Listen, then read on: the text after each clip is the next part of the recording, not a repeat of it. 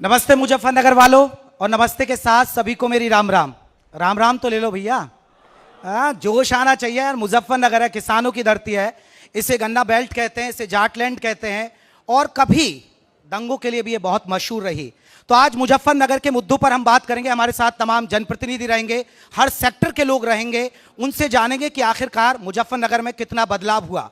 योगी सरकार के आने के बाद बदलाव हुआ है, नहीं हुआ है? अब तो डबल ट्रिपल इंजन की सरकार चल रही है। उस ट्रिपल इंजन की सरकार ने मुजफ्फरनगर में कितना काम किया है? रोजगार मिला, नहीं मिला? गन्ना किसानों के मुद्दे क्या हैं? शुगर मिलों पर जो बकाया है वो मिल रहा है, नहीं मिल रहा है? तो तमाम बिंदुओं पर हम बात करेंगे। और अभी हमारे साथ पहला पैनल है, हमारे साथ श्री चंद्रमोहन गुरुजी हैं। इनका बहुत बहुत स्वागत है। खास बात यह है कि देखिए, हर पॉलिटिकल जो पार्टियां हैं वो लड़ाई लड़ती हैं जाति की, लेकिन चंद्रमोहन गुरुजी लड़ाई लड़ रहे हैं जातिवाद के खिलाफ। एक बार इनके लिए जोरदार तालियां हो जाएं। ये बहुत अमूमन होता है क्योंकि हरेंद्र मलिक जी भी बैठे हुए हैं और देखिए हमारे साथ संजीव बालियान जी भी बैठे हैं। सबको पता है कि वोट बैंक जातियों से आता है, लेकिन ये जातियों के खिलाफ लड़ाई लड़ रहे हैं। बहुत बहुत स्वागत है सर। नशे के खिलाफ भी आप लड़ाई लड़ते हैं, ये भी एक बहुत अच्छी बात है। तो हर पहलू पर आप वाकई में एक अच्छी पहल कर रहे हैं, एक समाज सेवी की तरह, एक गुरु की तरह। सर, चर्चा की शुरुआत सबसे पहले जातिवाद के खिलाफ अभियान की क्यों जरूरत पड़ी? क्योंकि जातिवाद तो अगर उत्तर प्रदेश की बात की जाए, बिहार की बात, अभी देखिए बिहार में चुनाव होने वाले हैं तो सिर्फ कास्ट फैक्टर पर मुद्दा होता है। यूपी में भी यही होता है, जाति और मजहब के नाम पर ही वोट मांगे जाते हैं। लेकिन आप जातिवाद के खिलाफ अभियान चला रहे हैं, इसकी जरूरत क्यों पड़ गई आपको? माइक ले लीजिए। सबसे पहले जी न्यूज़ उत्तर प्रदेश उत्तराखंड का हम धन्यवाद करते हैं कि हमें अवसर दिया है अपनी बात रखने का। ये जाति व्यवस्था के खिलाफ अभियान कैसे चला, क्यों चलाया? हम आज से 30 साल पहले, लगभग 30 साल पहले दिल्ली से देहरादून जा रहे थे, लेकिन 2 अक्टूबर को ये रामपुर तिराहा कांड हो गया था तो हमको यहाँ रुकना पड़ गया था मुजफ्फरनगर। फिर यहाँ छरौली और सुकरताल, दरियाबाद, बिड्डाएड़ी, भुक्कारेड़ी इत्यादि में फिर हमने भ्रमण किया। तो वहाँ देखा कि वहाँ के युवा, कुछ परिवार तो ऐसे थे जो कि नशे के कारण बर्बाद हो रहे थे। कईयों ने हमें जानकारी दी कि इसके पास ज़मीन बहुत थी लेकिन नशे के कारण ज़मीन कम रह गई। हमने कहा कि भगवत गीता के 3 अध्याय के 15वां श्लोक जो है वो किसान के ऊपर है। अन्नाद भवन्ति भूतानि पर्जन्यादन संभवा यज्ञात भवति पर्जन्यो यज्ञ कर्म तमुद्भवा। कि अन्न से हम सब मनुष्यों का शरीर बना है, लेकिन इस अन्न को बनाने वाला कौन है? किसान। अब उस किसान की नस्ल खतरे में है। हम तभी धार्मिक हो सकते हैं कि किसान की नस्ल को बचाया जाए। फसल से ज्यादा महत्वपूर्ण है किसान की नस्ल। अब फिर इनको कैसे, वहां के युवाओं को कैसे जोड़ा जाए? तो 2 रास्ते थे। एक तो क्रांतिकारियों की यातना बलिदान से जोड़ना। क्रांतिकारियों की यातना बलिदान की कथा जगह जगह करना, कहना, सुनाना। 5 युवा बिड्डाहेड़ी में मिल गए, 5 युवा दरियाबाद में, 5 युवा बुक्करेड़ी। इस तरह से रात रात करके वहाँ उनको क्रांतिकारियों की यातना बलिदान की कथाएं सुनाई गई। अब जो क्रांतिकारियों से जोड़ना है तो जाति व्यवस्था का खंडन करना पड़ेगा। क्यों? जाति व्यवस्था के विरोधी थे क्रांतिकारी। जो जाति व्यवस्था के, अगर जाति व्यवस्था का जहर अंदर है तो क्रांतिकारियों को भी वो जाति में घसीटेगा। नहीं गुरुजी, लेकिन क्या आपको लग रहा है कि बदलाव हो जाएगा? और आपको लगा कि कुछ बदलाव आपने देखा है? देखा है। हाँ। बदलाव जैसे उनको समझाया गया, क्रांतिकारियों की यातना बलिदान। मैंने कहा अगर क्रांतिकारियों से जुड़ना है तो एक तो नशे का त्याग करना पड़ेगा, जाति व्यवस्था से घृणा करनी पड़ेगी। हम नहीं हैं, हम जाति व्यवस्था के जहर से मुक्त होना पड़ेगा। प्रयास किया, जगह जगह गांव में रात रात रुके हम। बस 2 ही हमारे काम थे, एक तो नशे का, एक जाति व्यवस्था के जहर से युवाओं को निकालना। और हमें खुशी है इस समय केवल मुजफ्फरनगर में हजारों युवा ऐसे हैं जो खेती करते हैं, किसान हैं, लेकिन चाय तक नहीं पीते। चाय तक हजारों किसान हैं ऐसे। और ऐसे हैं जो रोज रोज नशा करते थे। तो इसको देखकर हमें अच्छा लगा कि जो हमारा प्रयास है वो किसी हद तक सफल हो रहा है।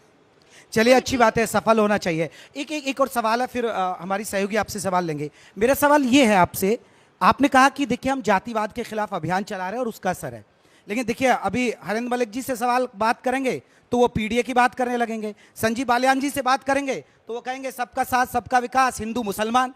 फिर ये सिस्टम के लिए आप मुहिम तो चला रहे हैं, लेकिन पॉलिटिकल पार्टियों का एजेंडा आपको नहीं लग रहा कि आपकी मुहिम में रोड़ा बनेगा और बनता है? राजनीतिक समझ हमारे अंदर नहीं है, राजनीति का हमको ABCD नहीं आता, लेकिन जो हमारा लक्ष्य रहा कि केवल युवाओं को एक नशे से मुक्त किया जाए और जाति व्यवस्था के जहर से उनको अलग निकाला जाए। उसके लिए क्रांतिकारियों से जोड़ा जाए और अध्यात्म से, उनको अध्यात्म से जोड़ा गया। कैसे सुमरन होता है, कैसे आसन होता है, तुमको कैसे आराम मिलेगा, किस तरह तुम्हें खुशी मिलेगी।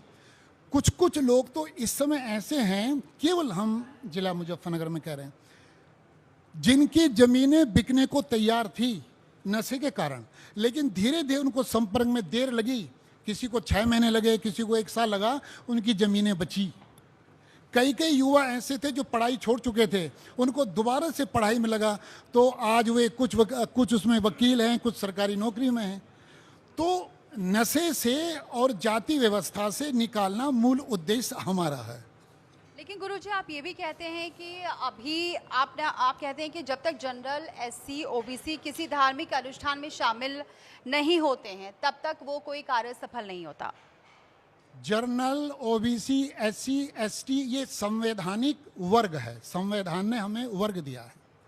अगर क्रांतिकारियों से हम प्रेम करते हैं तो इस संवैधानिक वर्ग को सबको सम्मान देना पड़ेगा। अगर हम धार्मिक कार्य भी कर रहे हैं तो इन चारों को शामिल करना पड़ेगा, तभी क्रांतिकारियों की जो इच्छा है ना, सपना है एकजुटता, तभी एकजुटता आएगी। इसलिए हम ये कहते हैं कि जो भी हमारे सहयोगी हैं, मजदूर किसान, अगर अपने घर में कोई धार्मिक कार्य कर रहे हो तो ध्यान रखना, जो SC का 1 होना चाहिए, ST का 1 होना चाहिए, OBC का 1 होना चाहिए, जनरल का 1 कम से कम, तब तुम अपना धार्मिक कार्य करो, नहीं तो मत करो।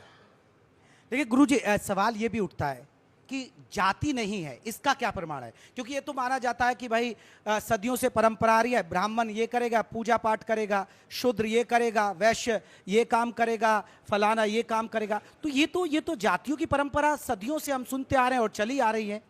मैं इसके 3 साक्ष्य दूंगा, एक प्राकृतिक साक्ष्य, एक वैज्ञानिक साक्ष्य, एक धार्मिक साक्ष्य, कि जाति व्यवस्था का कोई वजूद नहीं है। प्राकृतिक साक्ष्य यह है, अगर हम किसी जिले से गाय, भैंस, कुत्ता, बिल्ली ले आए किसी जिले से, फिर हम किसी से पूछें बताओ इनमें से अलग अलग हैं, सब अलग अलग पहचान लेंगे। इसी तरह से हम आम, पीपल, अमरूद, नीम, इन 4 पौधे ले आए किसी जिले से, फिर पूछें ये अलग अलग हैं, सब बता देंगे अलग अलग।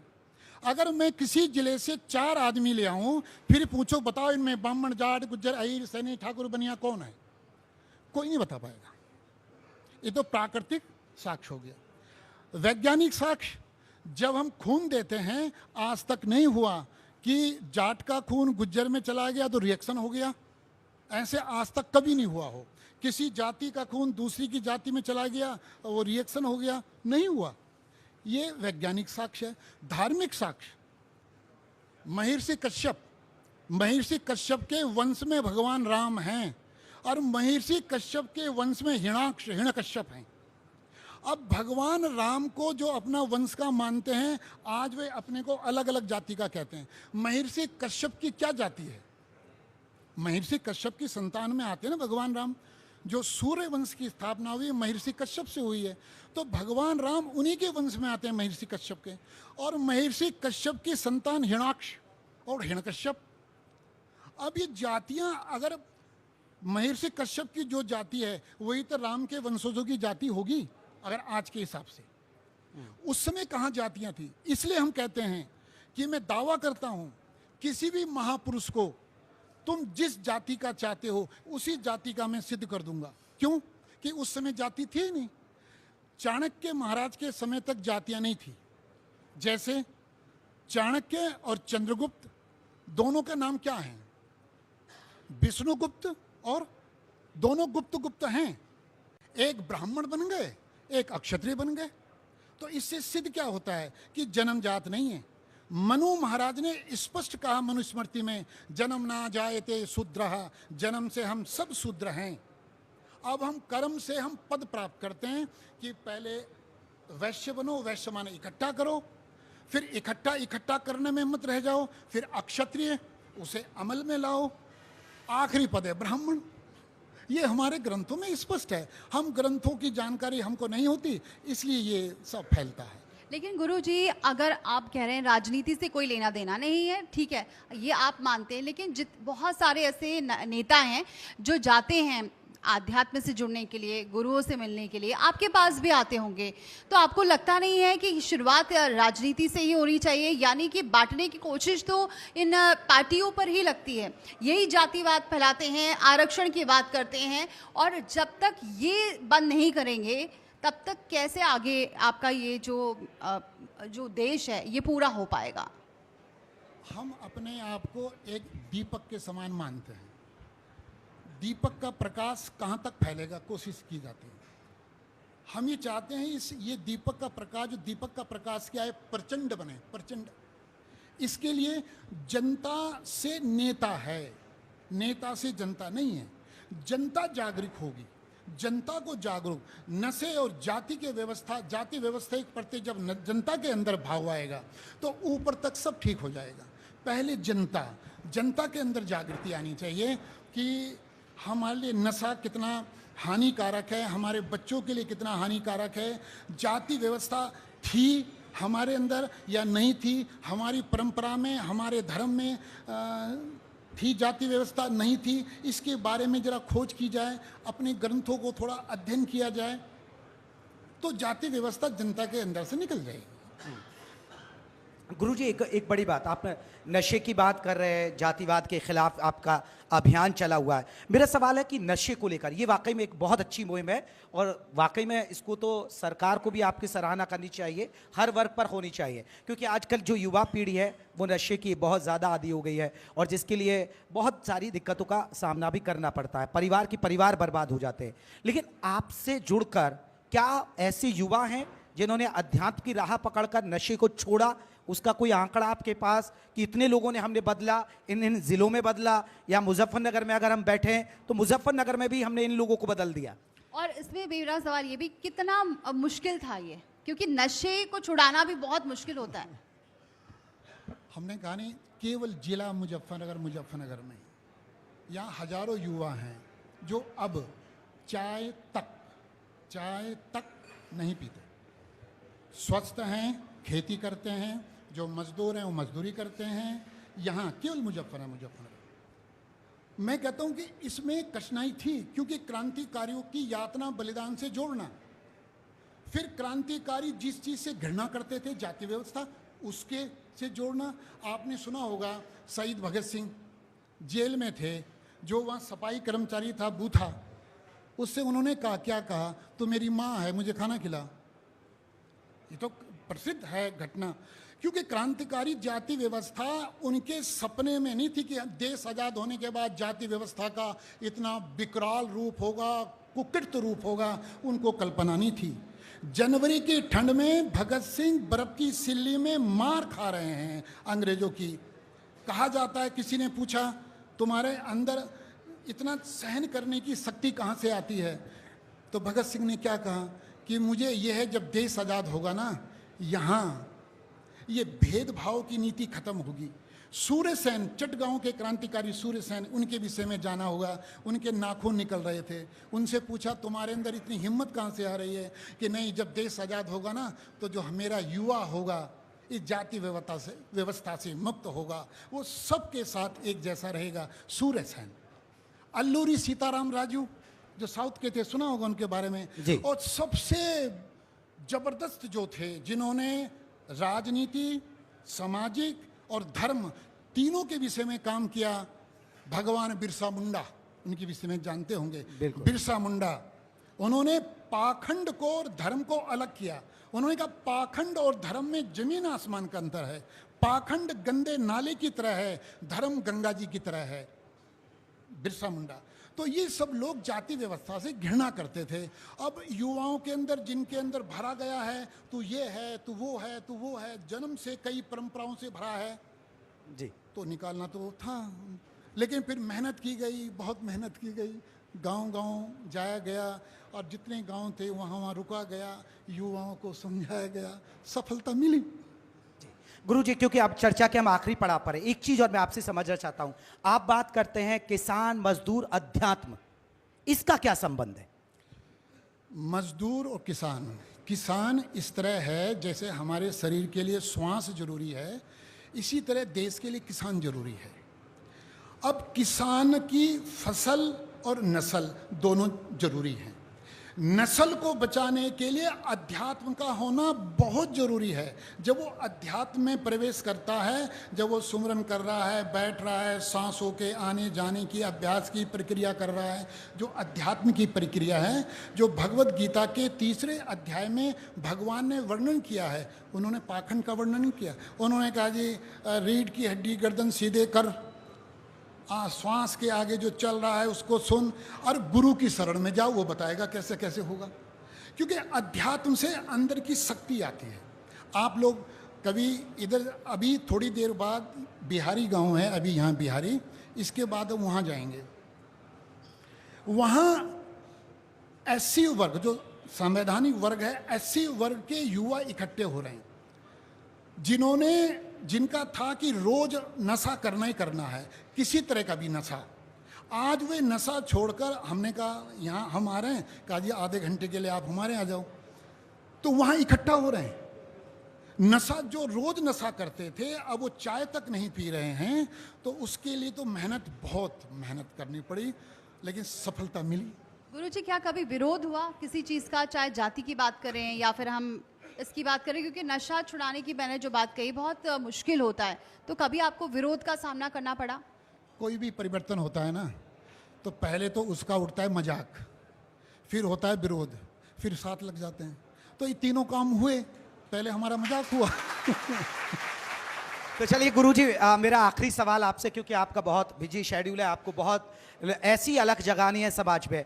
बहुत सारे लोग आपको, करोड़ों लोग टीवी पर बैठकर देख रहे होंगे, सोशल मीडिया के जरिए आपका ये शो पहुंचेगा, और यहाँ भी लोग हैं, हजारों की संख्या में लोग हैं, सैकड़ों से लोग हैं।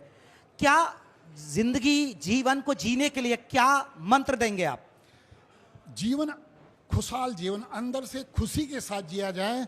हम तो यही कहेंगे, क्रांतिकारियों की यातना बलिदान को गहराई पूर्वक एहसास करो, अध्यात्म को स्वीकार करो, पाखंड का नाश करो। देखना, नशा छूट जाएगा, जाति व्यवस्था से का जहर अंदर से निकल जाएगा। केवल क्रांतिकारियों की यातना बलिदान को गहराई से महसूस किया जाए और अध्यात्म को स्वीकार किया जाए।